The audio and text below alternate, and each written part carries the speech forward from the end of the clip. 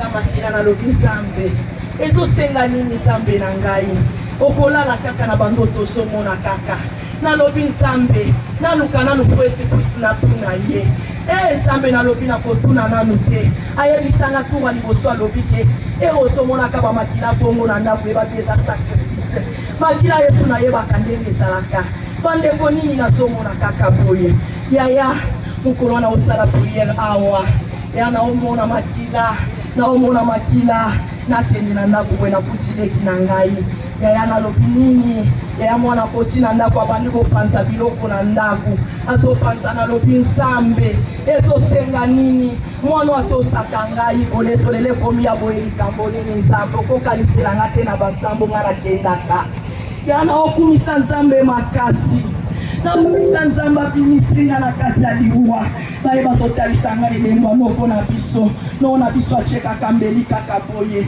nalobi Nzambe lo na bandai koluka yango oyo nzoka nde ezala kaka yende Nzambe na posa na mona nayebake nasalelaka Nzambe yaya naye kolobi na pini yana bini kabwe na bandi kosambela nano aliboso pa mwana na nga moke na chelo koko na omona mbwa ezobima na nzoto mwana na lobi na fongola nanu pe na miso ya kibomoto esa pe na Nzambe azotalisa ngo besa lukuta yana fongolika misu kaka boye Nzambe na lobi nini na moni jaune na osambela mwana na mona kama makila me na moni jaune na lobi Nzambe na ena moni sikoli susu na zoko mwana pantalo ya bleu na nzoto mwana natalika bwe na lobi Nzambe sipwisa yebisaka nga lobi de so salela Nzambe omona elembo Nzambe ezalaka bleu na jaune yana olonga bitumba ona bandi kosepela me na osalaka priere bandeko na nga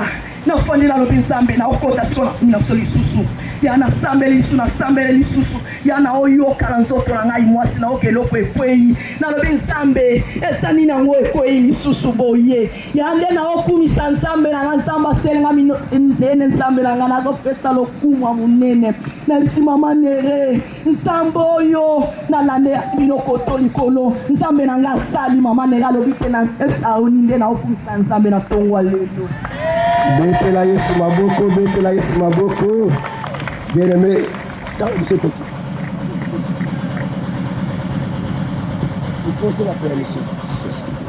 Église, shalom Église. Merci, nous remercions Nzambe, merci. Nous allons reconnaissant l'émotion de Maman Jani, ce qui nous a nous Église, je vais tenir Maman Jani Maboko. En tout cas, nous allons reconnaissant l'émotion de Maman Jani. Il y a même la grâce dans l'église à Arche d'Éternel. Pourtant, il y a qui dans l'ensemble de la KDC. Mais il y a qui dans l'église à Arche d'Éternel pour la Maman Jani. Nous allons reconnaissant l'émotion de Papa Nangami Balé, Papa Chanskoula pour le Mardo chez nous. Et là, on a autre sur la Awa, ils ont dit, la salle rodage, il y a un rodage, mais ils ont été, le moment où on a le rodage, on a tata mochi na biso, aobela lokolo ya mochi, kolela makasi, na koti na chambre, na zala yana sak na konga longolo na fukami, na bandi prière, yerise ko tarate ekoti, na kia na tongo na kutuni yata mwasi boni kete papa na lali na va bien sans problème. So na leki na kia na mboka kote ba mama baza. Vraiment comme boye na mboka batu tu ba bena na ke passer. Oh na lobi, moi na zada passer, zamba zaloko. Et ça m'a fait beaucoup na sambela mama na aza kote moko na baba. So yende pa mema li solo na na mboka, nde kuna nyonso ba benga ngadi passer na okumisa Nzambe na pesi Nzambe merci. Betela Yesu maboko. Alléluia. Yopo kosala yango. Kama ulimo wana mongo kaka, oyo eza na pasteur chance, na pasteur Madoshi, eza na kati na yo, na kati na ye, na kati na nga. Yopo kosamba pona muta malade, ukosambela pona muta biki, apambolami abongi. Alléluia. Yesu ko betela Yesu maboko makasi, betela Yesu maboko. Wibele metango na biso keyi to kati ba témoignage. Wana tolingi tolekisa ba mama pona kokumisa Nzambe na nzembo ya chorale. wanataka mama na biso bazoleka kwembela Nzambe uzobetela Yesu maboko, betela Yesu maboko, betela Yesu maboko. Mama tosali lombangu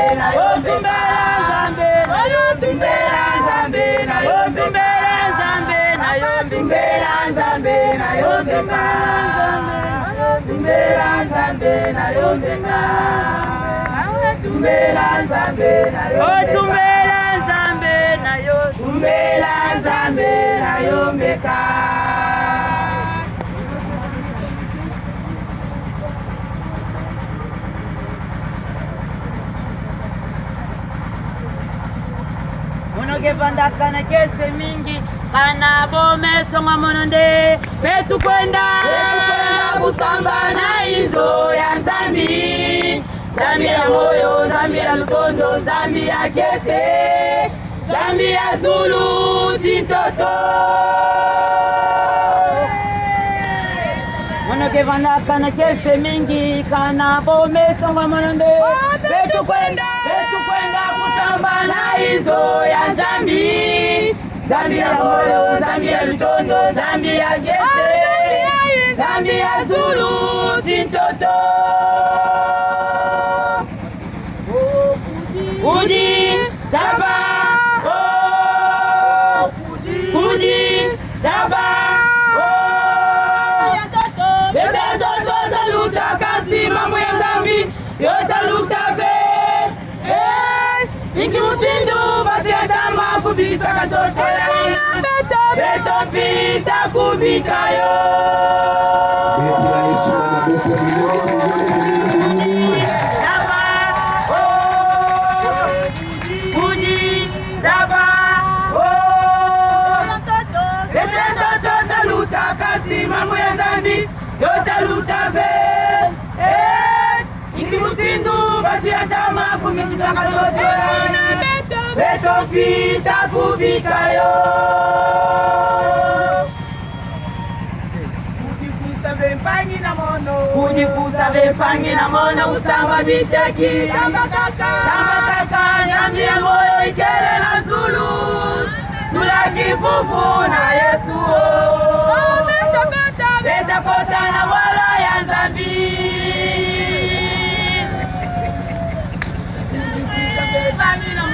Kujikusa bepangi na mono kusamba biteki samba kaka Nzambi ya moyo ikele na Zulu tula kifufu na Yesu beta kota na wala ya Nzambi, tula kifufu na Yesu beta kota na wala ya Nzambi, tula kifufu na Yesu beta kota na wala ya Nzambi, tula kifufu na Yesu beta kota na wala ya Nzambi. Kembo na baina tanunga ora pandinane ora bizola kabeto yani eza kabeto Yesu kulusi kuna kulu. Kembo na baina tanunga sola ora bizola kabeto yani eza kabeto Yesu kulusi kuna kulu. tembo na baina tanunga sola Amen, amen, amen. tembo tembo na baina tanunga sola panina nebo sola kabeto yanji esa kabeto Yesu bulusi kuna Zulu tembo Betela Yesu maboko, maboko, maboko. Kuna Zulu tembo. Haleluya. Nzambe apambola leo. Ona bizambe amona yo. Nzambe pe pambola ba mama. Bati kangote bako bakaka. Amen. Ok, merci bien aimé. Tukomina tango malamu tolingi koyoka Nzambe. Wana okumbi mutuna yo. Ozomemba motema na disposition pour koyoka Nzambe. Yebisa Nzambe lobelanga na tongwa lelo. Maloba tongwa lelo ekita pona ngai. Maloba tongwa lelo eya pona likambo na ngai. Maloba tongwa lelo eza la solution pona nga. Maloba tongwa lelo eza la délivrance et guérison pona nga. Tobonde la kombo Yesu Masia.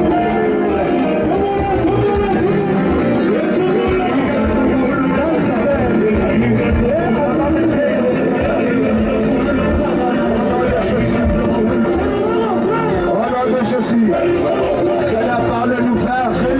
Parle-nous, je par la force. Parle-nous, le Dieu. Parle-nous, Sabaoth. Parle-nous, le roi de roi. Parle-nous, Shama. Parle-nous, le Dieu. Parle-nous, Yeshua. Utilisez puissamment la combo de Yeshua. Yeshua, Satan dans la musique. Au nom de Jésus. Batela kimia wana tusegina papa na biso le révérend Charles Kilapi azoleka kopesa Nzambe merci kokaba motei pe tabora bongo Nzambe to la délibéré. Élément. Seigneur Dieu Tout-Puissant, les grands dieux de la Bible, te faisons merci. Puisqu'aux Nzambe, merci pour la première partie, deuxième partie entre tes mains. Et monisa tout le début jusqu'à la fin. Moti, azamana moto na makila na mai. Bonsoir peuple na yo ye abunga me yo memonisa cher Saint-Esprit toza na posa na yo mitalisaki ya solo yo toza konite l'église oyo na kombo na Yesu Kristo amen. Pepa maboko kande mo pepa maboko nzamba ote eloko moko na loboko na yo ondimi amen nzamba abalisi eloko moko ondimi amen nzamba amultiplie yango tabe wana tozobenga ntomakale ntanga azoleka abeta maboko neti moto na bomo etape atumbulu mosolo eza betela Yesu Kristo.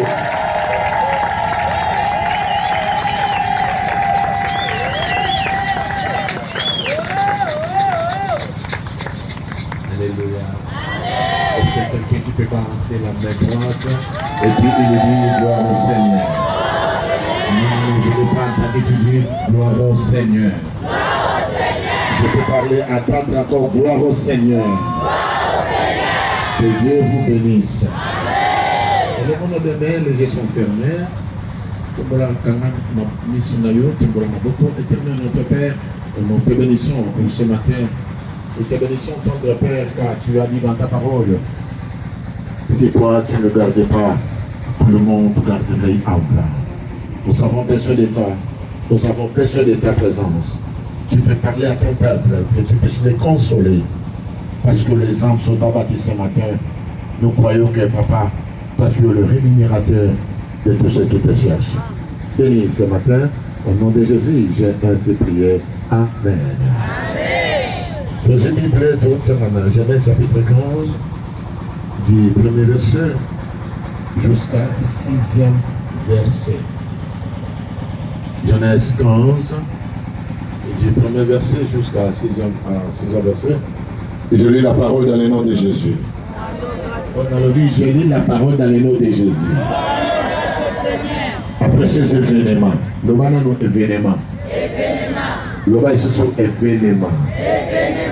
Après ces événements, la parole de l'Éternel fut adressée à Abraham dans une vision et dit: Abraham, ne crains point, je suis ton bouclier et ta récompense sera très grande. Abraham répondit: Seigneur éternel, que me donneras-tu? je m'en vais sans enfant. Et l'héritier de ma maison, c'est Eliezer et Damas. Et Abraham dit, voici, tu ne m'as pas donné de postérité. Et celui qui est né dans ma maison sera mon héritier. Alors la parole de l'Éternel lui fit adresser ainsi. Ce n'est pas lui qui sera ton héritier, mais celui qui sortira de tes entrailles, qui sera ton héritier. Et après l'avoir conduit dehors, il dit, regarde vers les cieux et compte les étoiles, si tu peux les compter. Et il dit, quelle sera ta récompense? Abraham eut confiance à l'Éternel, qu'il le lui imputa à justice. Tu peux acclamer pour la gloire de Dieu, merci. Tu peux t'asseoir. Merci. Alléluia. Amen. Je veux faire un effort parce que j'ai déjà 6 heures. Il y a bien matin, maintenant le matin pendant 46 minutes. Hein, papa? Attends 46 minutes. Hein? On va attendre 40 minutes. Amen. On t'a besoin de camion. Na on tourne bien attends 40 minutes. Amen. Pour le quoi bon il va pendant 40 minutes en tournement à 10 heures. Alléluia. Je vous remercie vraiment mon Dieu. Parce que côté mon ensemble déjà grâce de merci le lourd de charge. Amen. Hein? Il y a des choses, il y a d'autres personnes qui travaillent, d'autres serviteurs qui travaillent pour l'argent. Ils passent à dire que son gâté en Zambongo. Ce sont quand Bongo. Un objectif pour prêcher pour avoir l'argent. C'est bien. Il y a d'autres serviteurs, ils nous prêchent par passion ou compassion pour les âmes du Seigneur. De tels pasteurs, ils existent encore. Ce n'est pas dit que Bazan a pour ça bon côté, mais il travaille avec tout son cœur. Amen. Il y a des gens comme ça. Comme souvent ça, il prêche, ça joue de Bambogo, à Kenaï. Alors pendant que j'ai prié, j'étais en prière. J'ai prié, j'ai dit Seigneur, qu'est-ce que je vais parler? Parce que je crois, mardi, il a beaucoup voyagé maintenant. Mardi, il a joué l'avion, il a joué l'équipage. Mais quelque chose s'est passé au courant de la semaine. Par ses chances, et Kamusimba, Dieu est vivant. Nabi se souvient, Dieu est vivant. Salela Nzambe, Nzamba Moussala. Namisala na yo, yo pesala pe namisala Nzambe. C'est là où je dirais cette petite exhortation de ce matin. Alors, j'ai fait une mission évangélique à Kaïba. Pendant que je travaille dans un grand travail. Maintenant, il y a un instrument, je les ai. Maintenant, il faut que nation. La commune, j'ai fait une campagne d'évangélisation, c'est mon ami, le révérend Donatete, une petite idée. Donc c'est pour cela que, à ces chances, je travaille dans une grosse église. Alors, pendant que passé chance, il faut qu'il y ait un ango. Elle est déjà partie. Mais pendant qu'il me dit, ah, chance, n'a pas dit. Coup de terre à MC, 4 éternels, ah, il fallait monter.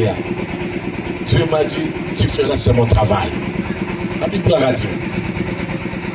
Deuxième jour, moi, je suis allé à une chip nanga, à Kumbadi, Bandegoni Balobi, Aïbaka, Mutuka.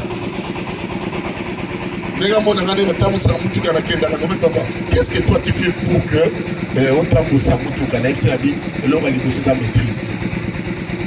Comment on dit Mutuka au Fandi, ils ont des sur 3 sur 4. 1. Hôpital Ezawa. 2. Cimetière Ezawa. 3. Parquet de prison Ezawa. Cet enfant, il ne parle pas, il est très calme, il prie beaucoup. Cette terre, juste à Lumbashi, moi dans une jeep, je ne sais pas comment maman Moko Boya Bengi. Ma combat n'a pas mis parce qu'il est aussi intercesseur. Il sent, il prie, il presse, il modère.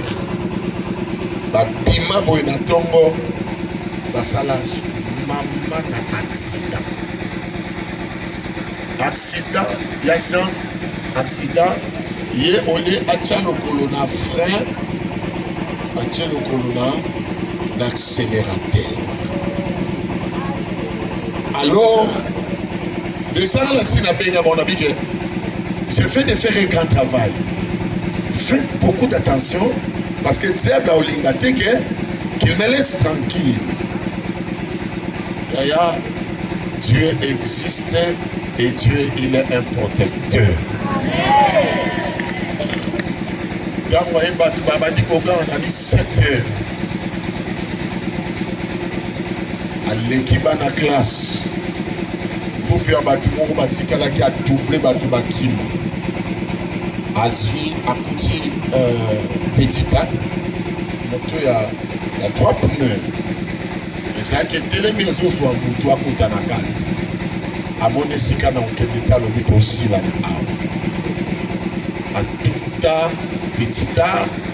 Abalati asuki wana te bando kumba yango. Bando kumba yango jusqu'à tel point oningana potoli vola ba viré boye ba kesi ko côté ba tubasa. Donc fallait le côté 12 personnes na tombo. Quelque chose et bimawana est bloqué pinasima. Pour que telemi entre temps bateau bazaki na petit tabakono subakoya akila et d'autres choses. Alors, Esika Salaki, il est perdu. Grâce à Dieu, à Lubumbashi, c'est un seul accident. Et là, il y a un moteur en Hollande. Il y a mis balai, on va te tuer. Et justement, c'était comme ça. Dans mon baillet, pour que ma bande complète, ma bande complète, ma bande na parapluie, directement, JP à la police, pour y salaka. Circulation bon ba koto la kanzela babini ba juge chauffeur uninga na yoko apemisa libende mutuke démarrer ba kimisi mutuka ye batangi. Alors il y avait des gens batbalade bakila on ne connaissait même pas. Alors à quelques secondes quelqu'un qui m'appelle pasteur, tu es de retour? Il a dit non. Tu es, on a dit non, je suis à Djibouti. Tu dois prendre l'avion rapidement. Tu nous rejoins à Lubumbashi parce qu'il y a un problème. Il a dit quel est le problème? Il a dit ton fils a commis un accident, il a tué des gens. J'ai dit ce n'est pas un problème. Dieu pour voir.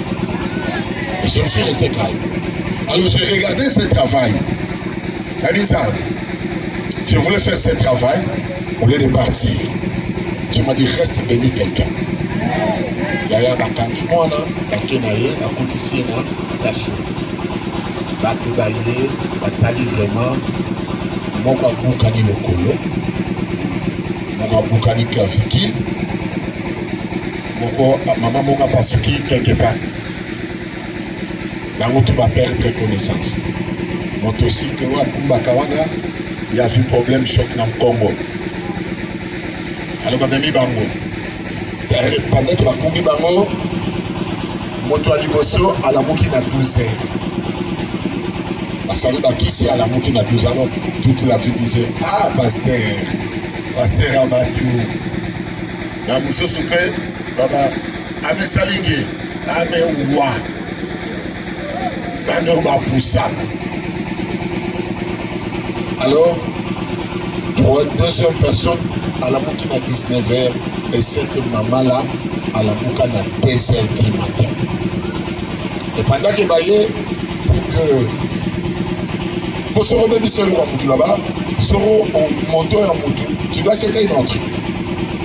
Donc là, et là, on est à 4 3500. Babi, tu dois acheter une autre. Il faut sur Mayamo. Il n'y a pas ce problème. On peut acheter ça. Mais le problème est-ce que vous t'avez confié? Habité, c'est comme ça. Mais ça dit qu'à prier en bien Nicolo. Yo le baki, l'action de 23-25, tu me serviras et j'éloignerai la maladie auprès de toi. Nikambo yo longo là.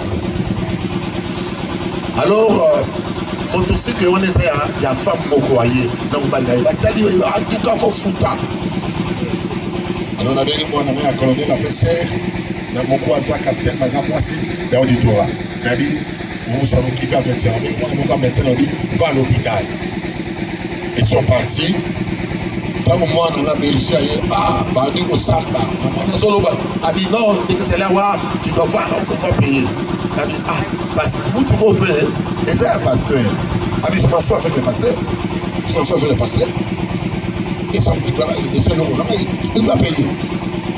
A dit tête au yokana tout ça bah pasteur bah tout ça constant tout ça. Voilà moko bola me futaka même ça bola me futaka. Parce que chance à les notes, ça va au foot à travers mon moko ça. Attends, mon moko sambe la parce que ça prédication n'a pendant quelques minutes. Tu as dit maman, au solo baboye, le quoi il va appeler, a dit non il pasteur té. Ba moko afanya lobi, pasteur en comme moyen. Ba il pasteur Caleb. Bon. Pasteur Caleb dit les comment. En deux détails, est-ce que vous avez une photo à pasteur? On dit ok ça va. Vous pouvez faire une photo à pasteur. Quand vous avez un abisso. On dit oh. Asalika oh. Oh. Maman pour une minute. On dit c'est mon pasteur. Mais il m'a été. Il y a eu une photo. Là c'est mon pasteur. Je dois avoir un témoignage. Même les papas païens, même les papas bénis, j'allais dans mon malam. Je répète encore, j'allais malam même dans Ndoki, même dans Moissandumba, même dans Koulouna, j'allais malam, soigner les relations. Alors c'est dans la Bible, non.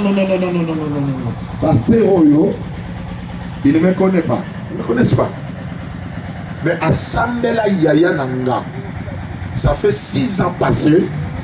Babimisa ya nanga na hôpital Jasso Sendoué balobi maladie incurable aobika na été fala kufalo ya na biso asambela raté tous les pasteurs ont venu dire biso ba ba pagano to occupé bango to d'ailleurs ça qui nem ndumba. Alors il y avait une amie à elle a dit moi je connais un pasteur si on a peine il est capable de prier pour ta sœur. Babelanga, na yepe na sambeli. Na sambeli sili na lata likambu wana. Na démarrer mutuka na ina tongo na tali bango balalisa ina sala.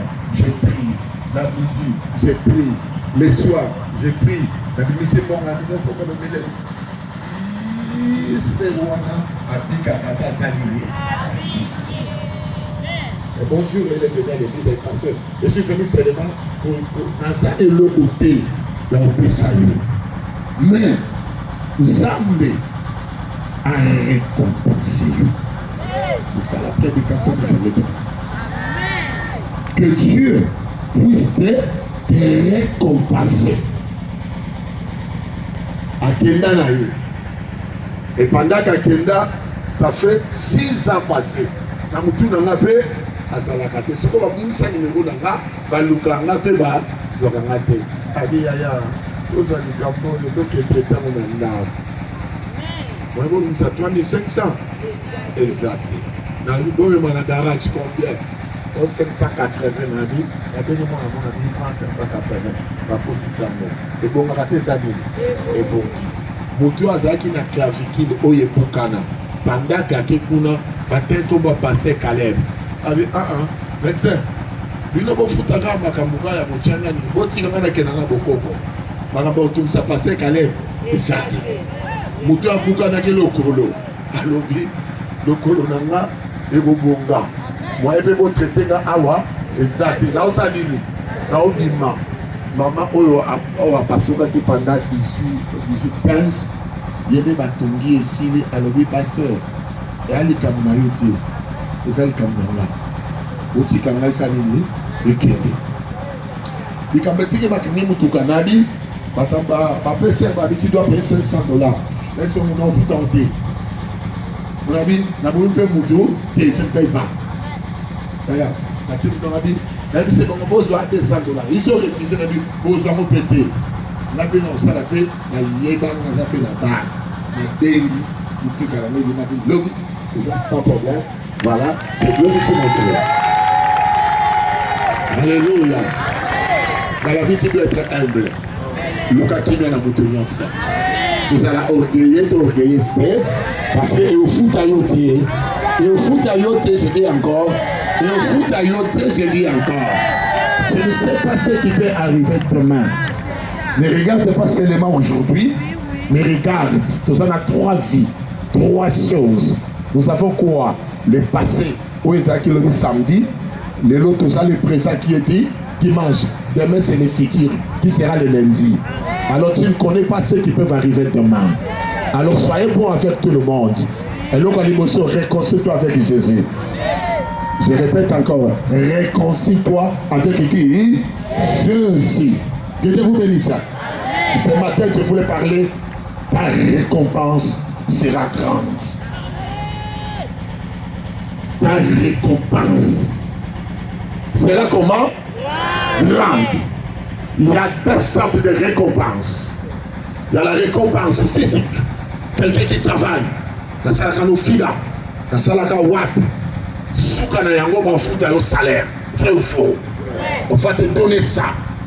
Pour futa naku, pour salaba, makamedele. Mais il y a la récompense qui est très importante, c'est la récompense spirituelle. Parce que la Bible dit, Dieu, il est le rémunérateur de qui? De tout ce que le fait quoi? De ce que le cherche. Il y a une petite histoire. Il y a un homme de Dieu qui s'appelait Abraham.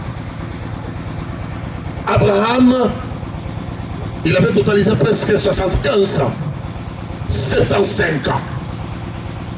Abala mwasi na ye, kombo na ye, Sarah. Pendant qu'abala mwasi Sarah, mwasi bota papa asalini, abota kana yete.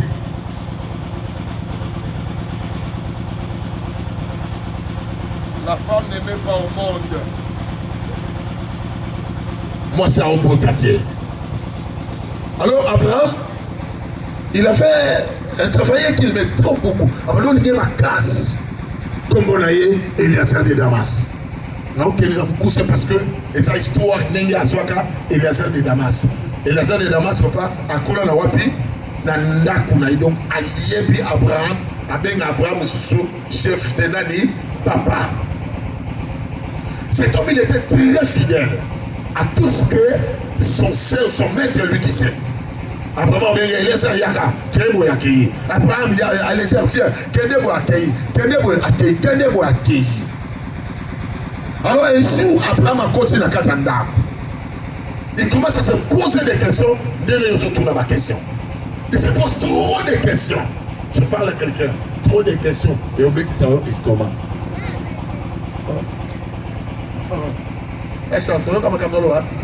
Trop de questions.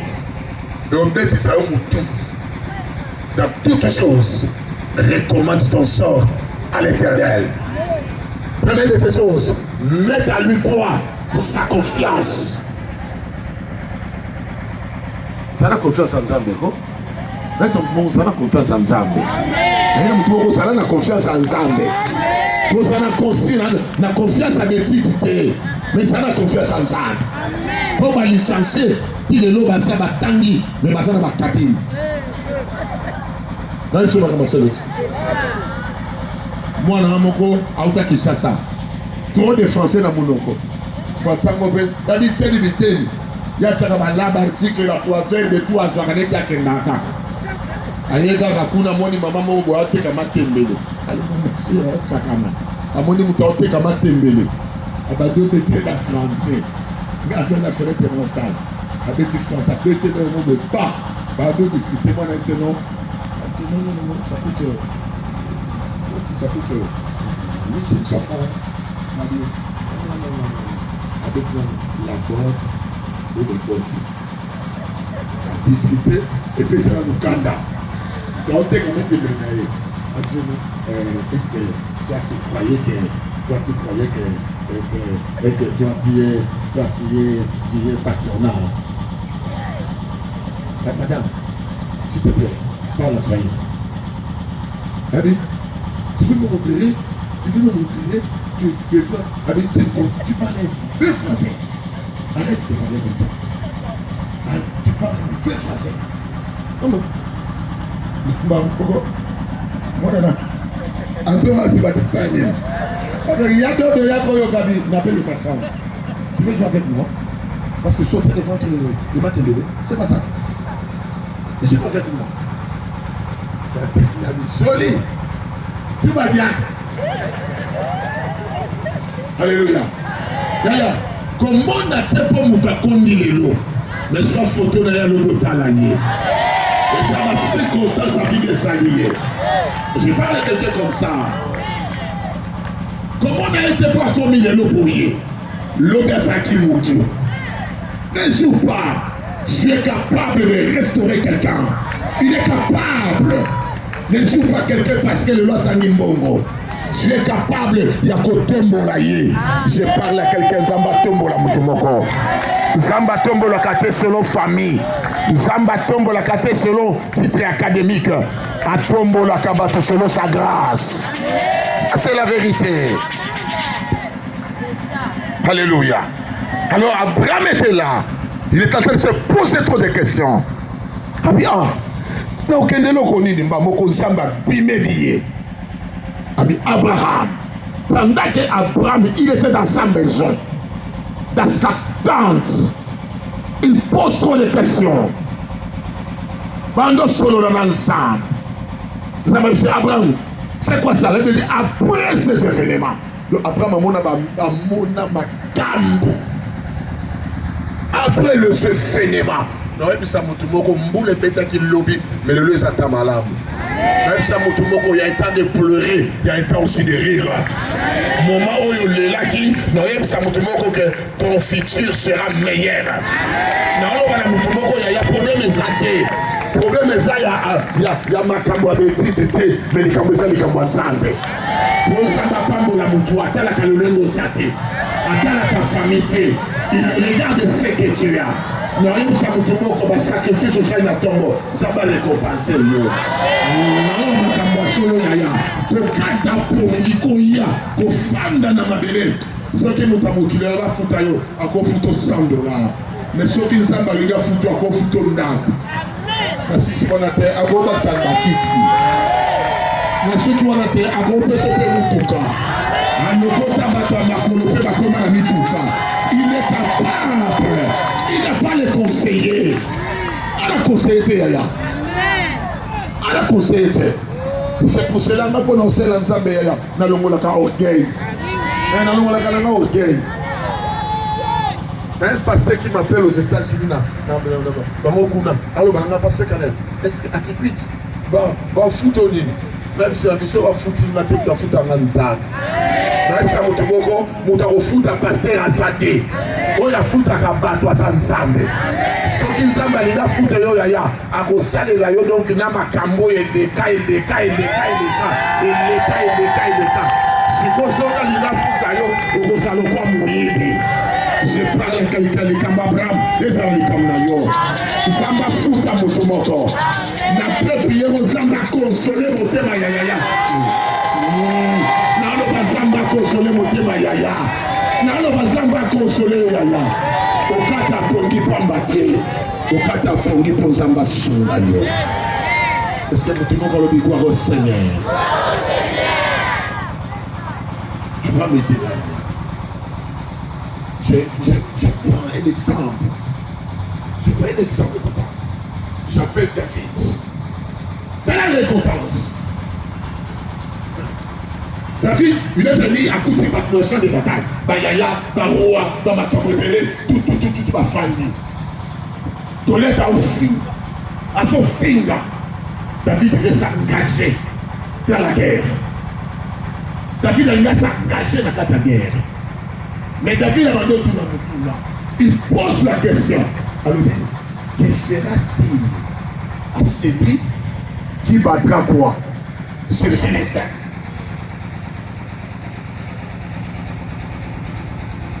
baosalela moto nini moto obeta Philistin siko baotala ye yo tipe wana d'ailleurs banda 40 ans moto nini yaya ya bitumba aza moto te ya baje kuluna aboma bato sitala yo kana mbanga na yo omoni rwana bino ye wana vadi soka za makaza sa nini hatene mati omoni ba yana yo bango wana bafadi wana ya ono ba minada bango tu bafadi wana omoni fe na bino kokomisa ka pomba kati ye wana Philistin ye wana kasi moto na bino sa nini antele masali abunda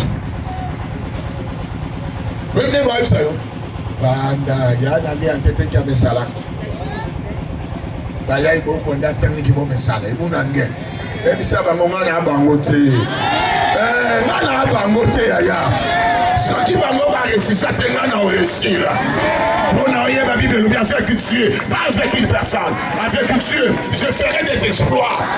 Ngana abango te yaya chasse à bango te chasse à Caleb te oh na tombo le boko na o resir na lo bango fait affirmation yo faut répondre na lo ba yaya soki bango babala te wana tala bango nyangana ko bala cause la négativité que c'est la positive ma coopération ma coopération non kana nemo na pasteur na wana ye ngana na nsambe na ba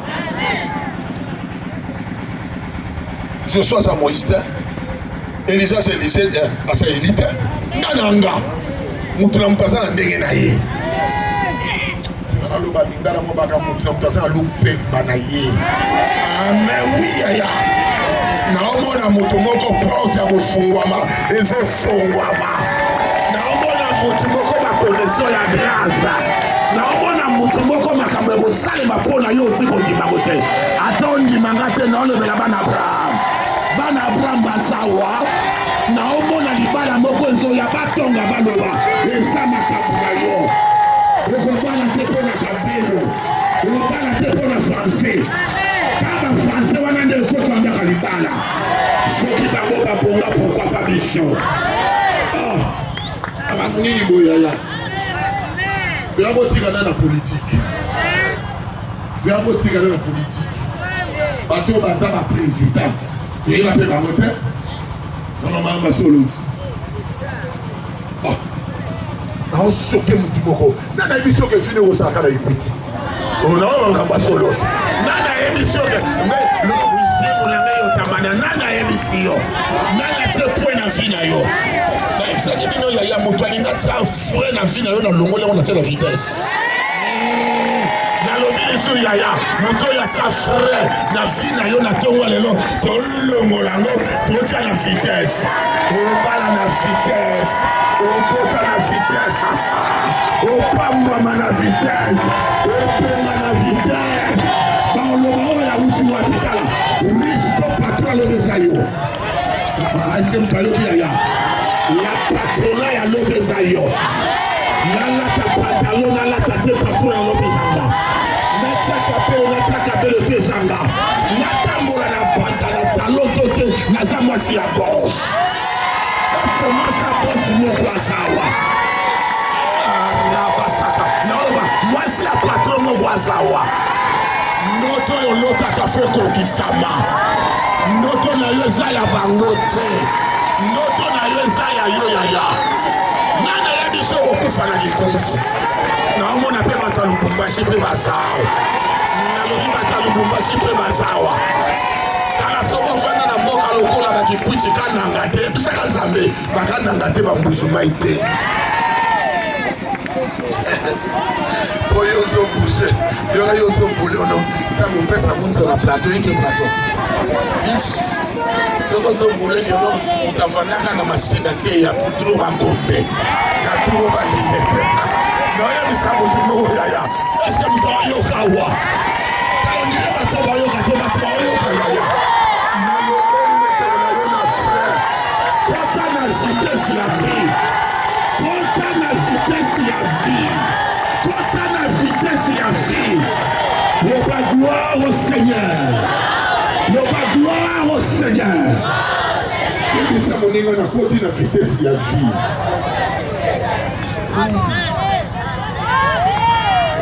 modèle. Akamnini. Akamnini. Ana biso ke faut la taka bilamba kala. Bilamba olaka na dignité. Même chose. Chaque année on bisaka makamba kala sika. Soki bango balati bilamba ya turu yo sala kalma. Yo lati bilamba ya sika pemba ya sika. Batu bakobanda ya mokoza modèle otonga. Epanya yo.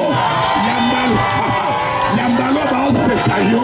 Ne bango ya kozwa modèle. Oya ozwa modèle. Ozwa modèle. Osoki bango babonga. Pourquoi pas d'ici? Naleli salelanga. Osoki bango babonga. Pourquoi pas d'ici? Soki bango barenya. C'est pas bon ça? Soki bango barenya. Quel va pourquoi pas ngai bisote? Yosayo. Albert Azalbertine. Roja sa rosete. Yosanga. Soki bango barenya. Awa baosa babiso otala bango. Awa mata bazoto otala bango. Tourna nge oye beta kisungu-zungu. Ya. Tourna nge oye ya. Bango fanda kama tipa. Otala bango. Bango tonga yo tipa lembi. Moto ore kompase nga sansamba. Ya nzamba futa yo. Na alo banzamba futa yo. Futo franc congolais, futo na dollar. On va me fungoli sac pour coûter $50. On va payer une période de fandaka. Babia 20 000 francs dans le salamo. Oui, il y a solo.